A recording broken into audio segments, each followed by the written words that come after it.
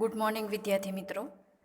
15મું કાવ્ય ગોદ માતની ક્યાં સાહિત્ય પ્રકાર છે ગીત અને આ કાવ્યના લેખ કવિ છે ચંદ્રકાંત શેઠ.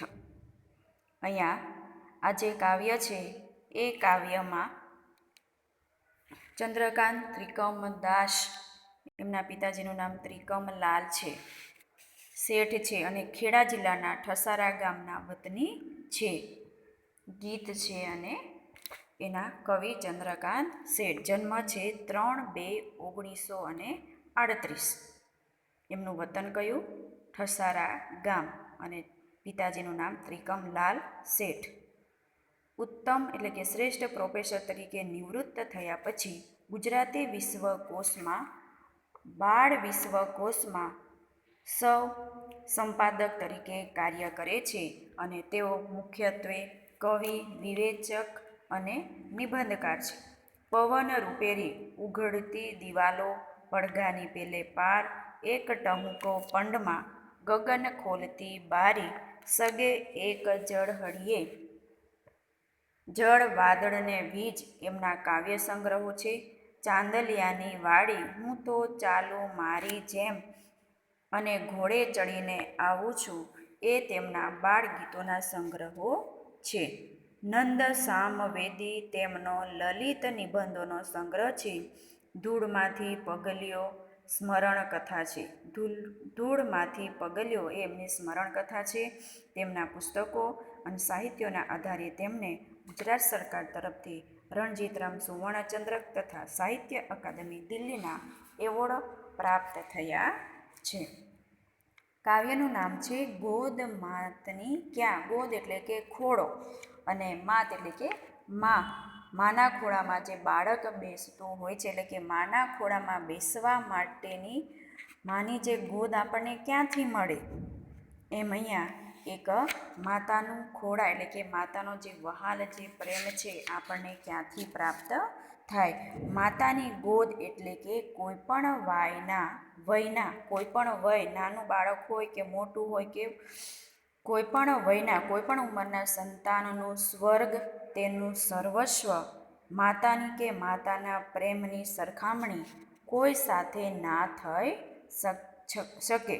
માતાની ગોદ એટલે કે ખોળો, સોડ એટલે કે એનામાં પડખામાં, આંખો, પાલવ, સાડીનો છેલ્લો જે પાલવ છે એ, ટહુકો, છાતી, છાયા, માયા વગેરે માટે કવિએ કરેલી સરખામણી દ્વારા થયેલો માતૃ મહિમા સ્પષ્ટ થયો છે. આના આધારે બીજા વગડાના વા કાં તો માતૃ પ્રેમ એ પ્રકારનો નિબંધ પણ પરીક્ષામાં પૂછાઈ શકે. એટલે ઘણી બધી માતા વિશે આપેલી છે કે માતાના મહત્વ વિશે દરેક ભાષામાં અનેક ઉક્તિઓ જોવા મળે છે અને આ જે ઉક્તિઓ છે વિશ્વ પ્રસિદ્ધ છે. ગુજરાતીમાં પણ માતા વિશે અનેક પ્રયોગો અને ઉક્તિઓ છે, જેમ કે મા તેમાં બીજા વગડાના વા, ગોળ વિના મોળો કંસાર, મા વિના સૂનો સંસાર, જનનીની જોડ સખી નહીં જળે રે લોલ વગેરે દ્વારા માતૃત્વ પ્રેમનો મહિમા અને મહત્વ આપણે સમજી શકીએ. અને માતાનું મહત્વ એ બાળકો માટે અને સંતાન માટે, અને માતા એ પોતે કેટલું મહત્વનું સ્થાન ધરાવે છે. જનની અને જન્મભૂમિ સ્વર્ગ કરતાં પણ ચડિયાતી છે. તમારે માતૃ પ્રેમ એ નિબંધ પૂછાય ત્યારે આ પ્રકારના પંક્તિઓ તમે એમાં લખી શકો. હવે આ જે કાવ્ય છે એ કાવ્યમાં કવિ આપણને શું કહે છે? તો માની મમતાથી ઉપર આ સૃષ્ટિમાં આ કાવ્યના કેન્દ્રમાં વ્યક્ત થયો છે. આ સૃષ્ટિના દુનિયાવી રૂપો અને જુદા જુદા તત્વો સાથે માના વાત્સલ્યની એટલે કે માના પ્રેમની જુદી જુદી સ્થિતિઓનું અહીં નિરૂપણ થયું છે. જીવનમાં બીજું બધું મળશે પણ માની ગોદ એટલે કે માનો ખોળાથી વિશેષ મૂલ્યવાન બીજું કશું જ નથી. માના સમગ્ર વ્યક્તિત્વમાંથી માત્ર ને માત્ર પ્રેમ, વાત્સલ્ય અને કરુણા જ દ્રવતી હોય છે. એ આકર્ષણ લય પ્રાસ દ્વારા આ કાવ્યમાં પ્રગટ થયું છે અને તુલના દ્વારા માતા માટેના ભાવચિત્રો ખૂબ જ સુંદર રીતે ઘૂંટાયા છે. અહીંયા ગોદ માતની ક્યાં એ કાવ્ય આપણને મા વિના પણ માગ્યા વિના મા પણ ન પીરસે એ કહેવત આ કાવ્યમાં એટલે કે ગોદ માતની ક્યાં ગીતમાં બંધ બેસતી એટલે કે એ પ્રકારે ઘણી બધી પંક્તિઓ આપણને જોવા મળે છે. તો મનુષ્યના જીવનમાં માતૃપ્રેમનું અનેરું મહત્ત્વ છે એ આ કાવ્ય દ્વારા આપણને જાણવા મળે છે. તો કાવ્યમાં જોઈએ આપણે તો કાવ્યમાં શું કીધું છે કે આપણને બધું મળી રહેશે પણ માતાનો ખોળો ક્યાંય ન મળે. એટલે કીધું છે કે આપણી પાસે સુખ સમૃદ્ધિ બધું હશે, મકાન હશે, બંગલો હશે, ગાડી હશે, બધું મળશે, સૂરજ ચાંદો રાત દિવસ ઢોલ નગારા પાર્ટીઓ બધું મળશે, પણ માનો ખોળો માના ખોળા સિવાય માનો ખોળો આપણને ક્યાંય નહીં મળે. ફક્ત માના ખોળામાં જ આપણને મળે છે. માનો પલ્લુ, માનો ખોળો, માનો વાત્સલ્ય એ આપણને માતા પાસે જ મળે છે, બીજા પાસેથી મળતું નથી. છત મળશે ને છત્તર મળશે. અહીંયા છત એટલે થાય છે ધાબો કાં તો અગાશી અને છત્તર એટલે થાય છે છત્ર છાયા. ગોદ માતની ક્યાં એટલે કે છે જીવનમાં છત મળશે એટલે કે આશરો મળશે એટલે કે રહેવા માટે ઘર મળશે, છત્ર એટલે કે આશરો મળશે પણ માતાની ગોદ ક્યાંય નહીં મળે. એના પછી બીજી છે શયનખંડને સૈયા મળશે. સોડ માતની ક્યાં શયનખંડ એટલે કે સૂવા માટેનો ઓરડો મળશે, સૈયા મળશે એટલે કે પથારી પણ મળશે પણ માની સોડ માતની ક્યાં માતાનો ખોળો આપણને નહીં મળે. રસ્તા મળશે, રાહી મળશે, રાહત ક્યાં માની ક્યાં. શું કહે છે કે રસ્તાઓ મળશે એટલે કે રસ્તા આપણે જ્યાં આગળ જવું હોય તો આપણે જીવનમાં ઘણા બધા રસ્તાઓ મળશે. રહદારીઓ એટલે કે મિત્રો પણ મળશે પણ માનો વિસામો ક્યાંય મળશે નહીં. માતાનો જે પ્રેમ છે, માતા પાસેના આશ્રયમાં બેસી અને જે આપણે વહાલ મળે છે એ બીજે ક્યાંય નહીં મળે. કે છે ચાંદ સૂરજને તારા મળશે. આંખો માની ક્યાં આપણને ચાંદો પણ રોજ મળી રહેશે, એના દર્શન થશે, સૂરજ પણ મળશે, તારાઓ પણ રોજ આપણને એને સાંજે આપણને એના દર્શન થશે. પણ માની આંખોમાં જે તેજ છે, માની આંખોમાંની જે ચાંદની છે એ ચાંદની આપણને ક્યાંય નહીં મળે. એવું અહીંયા કવિ કહે છે કે ચાંદા સૂરજને તારા મળશે પણ માની આંખો ક્યાંય મળશે નહીં. અને કહે છે કે પલ્લવને પુષ્પો તો મળશે પણ પાલવ માનો ક્યાં.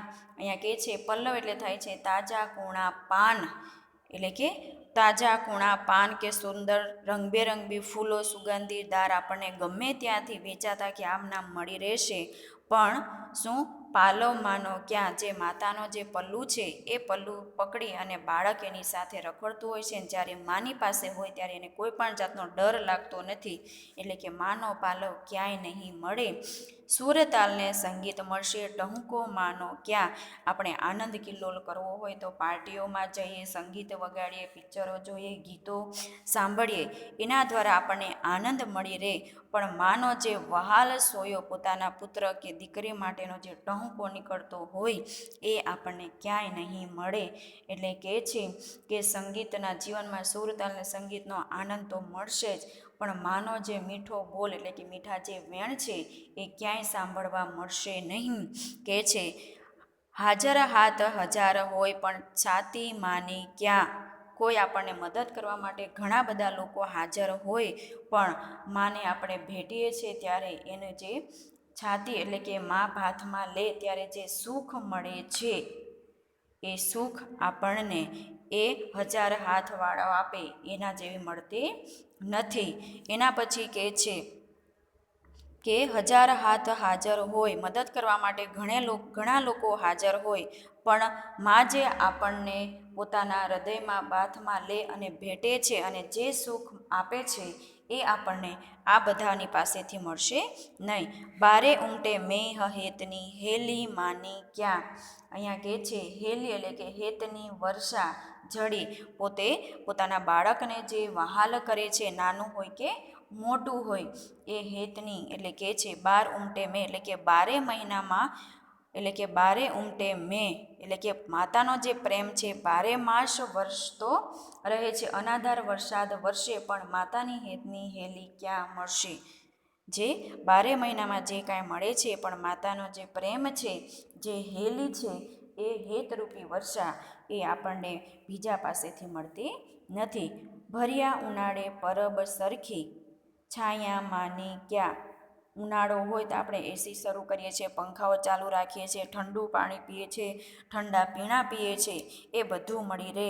પણ જે માના ખોળામાં બેસી અને જે શીતળ એવો છાંયો જે એની પાસેથી મળે છે, એ બીજા પાસેથી મળતું નથી. ભર ઉનાળે પરબ જેવી માતાની ક્યાંય મળશે, ભર શિયાળે હૂંફ આપતી માની માયા ક્યાં મળશે. એટલે કે ગોદ માતની ક્યાં, એટલે કે માના જેવો ગોદ, સોળ, રાહત, આંખો, પાલવ, ટહુકો, છાતી અને હેલીરૂપી વર્ષા અને માતાનો જે આધાર છે, જે છાંયો છે શીતળરૂપી, એ ક્યાં મળશે. ભર્યા શિયાળે હૂંફ આપતી માયા માની ક્યાં. અને કહે છે કે ભર્યા ઉનાળે કે ભર્યા શિયાળે જે માતા મને સ્નેહ, પ્રેમ, વાત્સલ્ય જે આપે છે, એ મને બીજે ક્યાંય મળતું નથી. આ બધું મને માના ખોળામાં જ મળે છે. આમ જે કાવ્ય છે, એ કાવ્યમાં લેખકે કીધું છે કે માની જે મમતા છે, માનો જે વાત્સલ્ય ભાવ છે, એ વાત્સલ્ય ભાવ, એનો જે પ્રેમ છે, એ પ્રેમ આપણને માતાની પાસેથી જ મળે છે. દુનિયામાં ગમે એટલું મેળવી લેશો, ગમે એટલું કમાઈ જશો, ગમે એટલા આપણને મદદ માટે આવશે, છતાં પણ એમની આગળ એ ફીકું પડી જાય છે. આમ કર્ણધારક માના સમગ્ર વ્યક્તિત્વમાંથી માત્ર ને માત્ર પ્રેમ, વાત્સલ્ય અને કરુણા જ દ્રવતી ઉઠતી હોય છે. એમ અનેક પ્રકારના ઉદાહરણો દ્વારા માતાનો જે પ્રેમ છે, એની સરખામણી કરી છે. અહીંયા ગીતમાં કવિએ આદિથી એટલે કે શરૂઆતથી અંત સુધી માની મમતા માટેનો ઝુરાપો વ્યક્ત કર્યો છે. કવિને દુનિયાની કોઈ પણ મૂલ્યવાન વસ્તુ માતાના પ્રેમ વાત્સલ્ય સામે ફિક્કી લાગે છે. જેમાં માતાનો હૂંફાળો સ્પર્શ ન હોય તો એનું મૂલ્ય શું કામનું.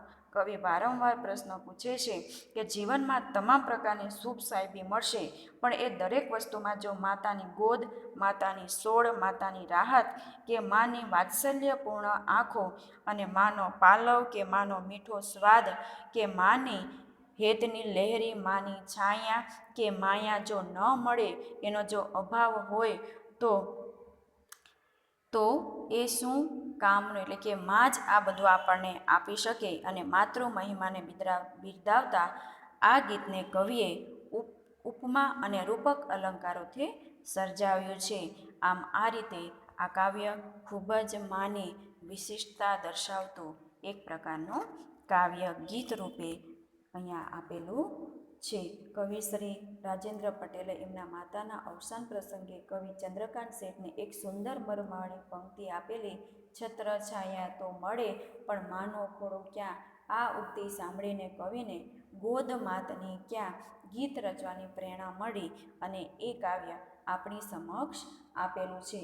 એટલે વ્યક્તિને જીવનમાં રહેવા ઘર કે મકાન બધું મળી રહે, પણ એ જો બીજું ન મળે, માનો ખોળો જ નહીં મળે, માની છત્રછાયા જ ન મળે, તો એ જિંદગી આપણા માટે એ યોગ્ય ગણાતી નથી.